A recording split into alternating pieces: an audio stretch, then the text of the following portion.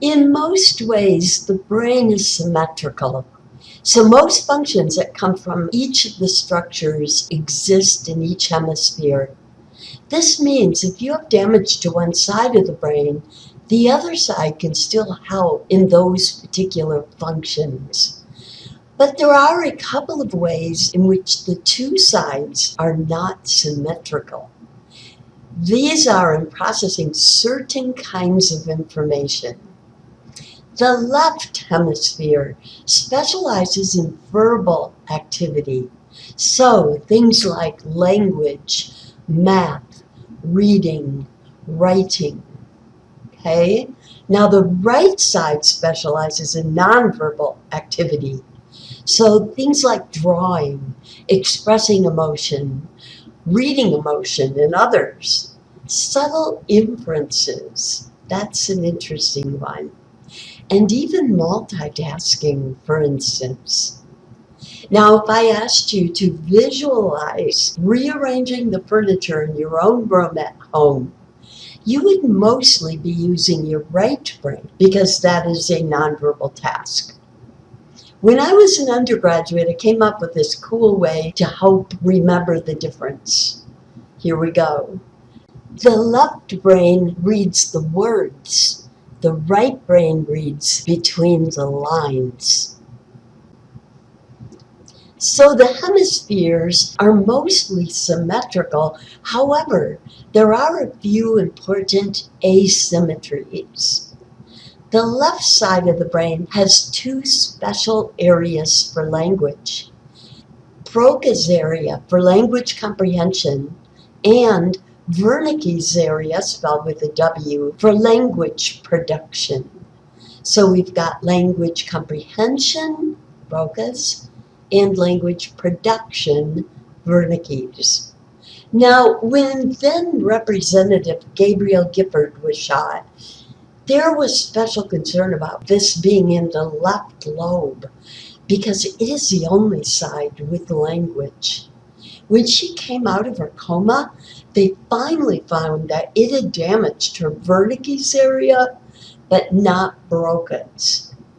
So she could still comprehend language just as well as before, but she has great difficulty producing language. Now there's one more cool specialty area, this time mostly in the right hemisphere, and it is called the fusiform face area.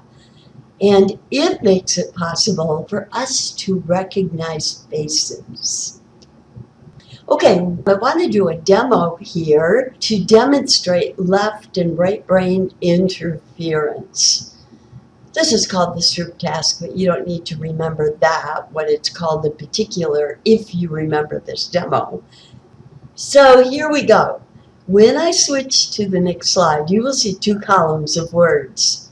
You're going to read them, but you're not going to read the words. You're going to read the color of each word. Okay, out loud. Don't turn your mics on, but do read them out loud as fast as you can. First the left column, then the right. Okay, it's really just one column. I had to split it up to fit on the page. And remember, say the color, not the word. Finally, you must go as fast as you can, but you also must be accurate. If you make a mistake, you must stop and answer it correctly before going on. Ready? And go.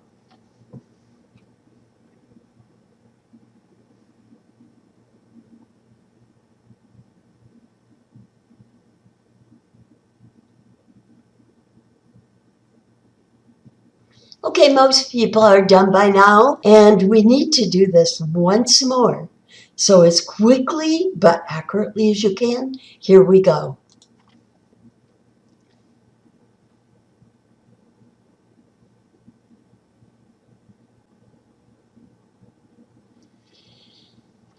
Okay, we don't need to finish this if you haven't for you to get the point. Most students take much longer to read this list because your left brain interferes, right?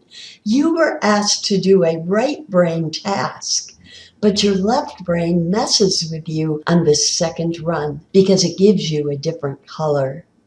So this is a really great demo of how each hemisphere has a different specialty.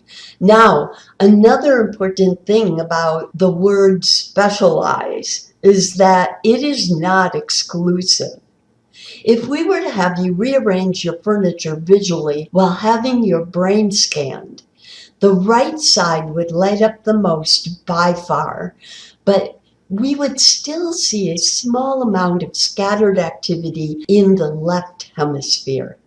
And we will be expanding on this a little further into this lecture.